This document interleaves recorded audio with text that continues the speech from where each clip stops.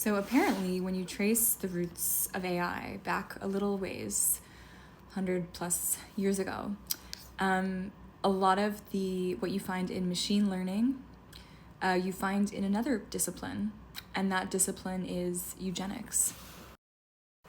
There's a fascinating documentary that's coming out. It will premiere at Sundance this year called Ghost in the Machine by a woman named Valerie Veitch. And she speaks to 30 plus academics, sociologists, historians who trace the roots of machine learning back to eugenics, which was founded by a guy named Francis Galton, kind of the kind of person that you would imagine to found eugenics. And it was the endeavor to improve mankind and improve the intelligence of mankind. Both machine learning and eugenics, they don't take into account causation. It's a lot of correlation.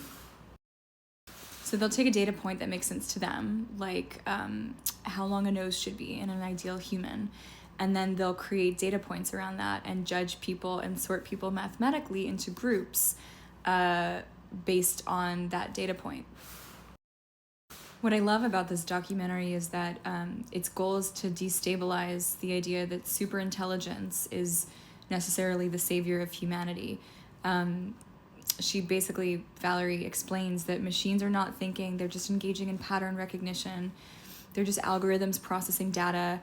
And because they're doing it in the language space that humans are familiar with, we're assigning meaning to those things because that's how we're programmed.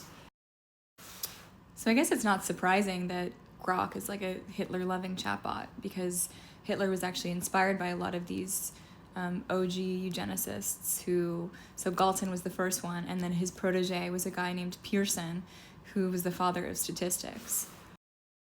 Anyway, it kind of explains why so many of our modern day leaders are so obsessed with IQ. Like even Trump talks about high IQ people like Musk, and basically what they're saying is or they're citing, whether they know it or not, they're citing the OG eugenicists. The more you know.